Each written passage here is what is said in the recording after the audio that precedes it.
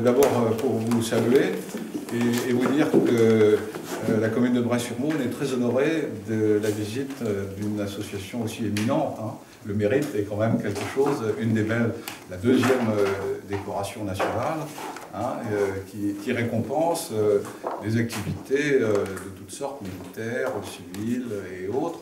Le conseil municipal vous accueille avec un certain nombre de conseillers, puisque nous avons Jean-Pierre Moisard qui vous a fait vivre un moment de boule de fort exceptionnel, qui est le premier adjoint.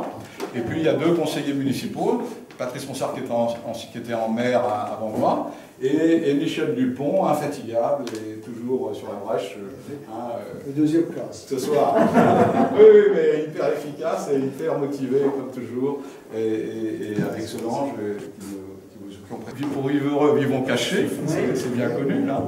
Donc nous sommes assez préservés parce que géographiquement on est préservé parce qu'on est sur une petite vallée qui s'appelle la vallée de la Maulne. C'est la rivière qui sépare nos deux villages. Et il y a deux villages sur cette vallée. Il y a Bray-sur-Maulne ici et Marcy de l'autre côté. Donc on est les deux couchés se voient. Et donc cette petite vallée s'étend après de la forêt, des plaines du Savinien, etc.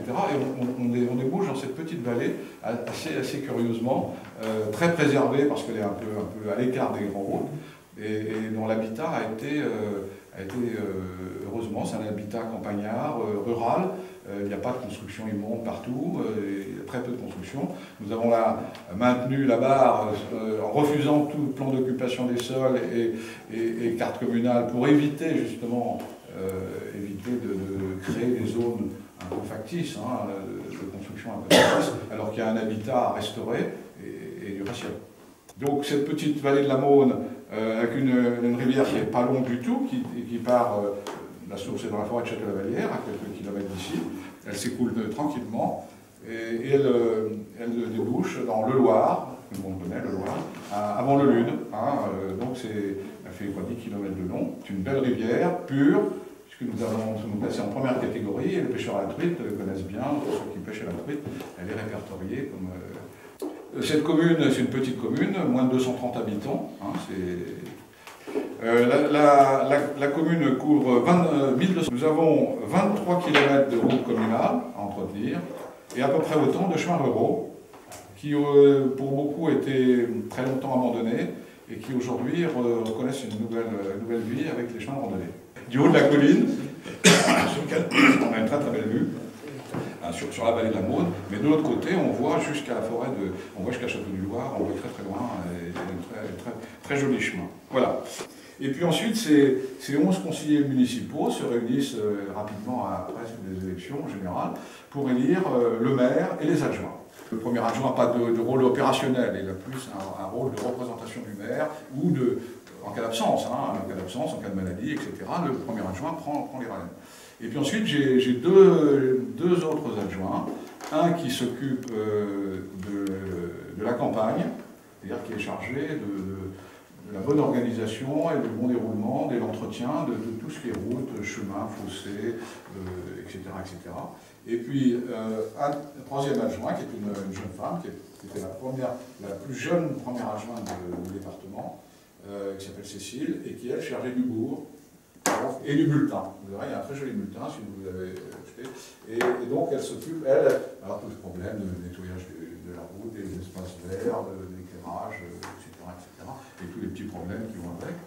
On a 30 hectares de forêt et 30 hectares de bois, ce qui nous rapporte quelques revenus quand même, je vous le assure.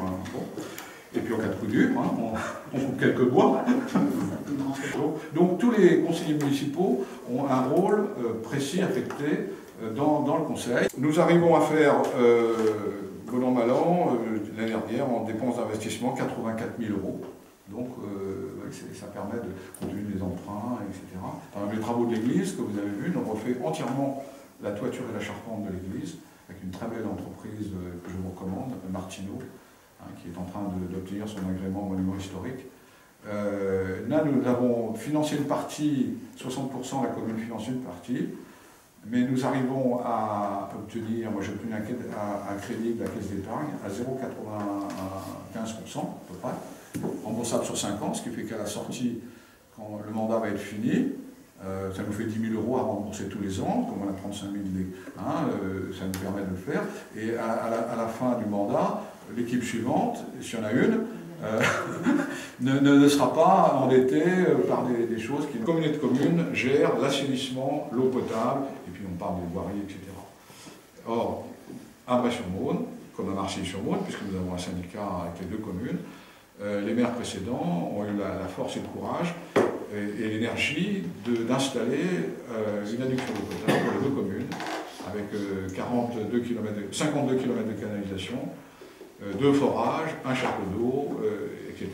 Tout ça s'est concédé à Fernier. Et on nous dit, ben non, ça ne peut plus être de votre compétence, ça va être de la compétence de la communauté de communes.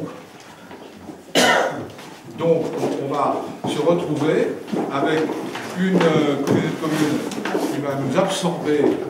Donc on nous prend ça et on nous prend notre cagnotte. Parce que tous nos syndicats ont une petite cagnotte, parce que si vous avez une pompe qui flanche, s'il y a un gros pépin, il faut avoir un minimum. Nous, on n'a pas une grosse cagnotte, on a 40 000 € quand même. Mais mes voisins d'à côté, ils en ont 230 000. Hein.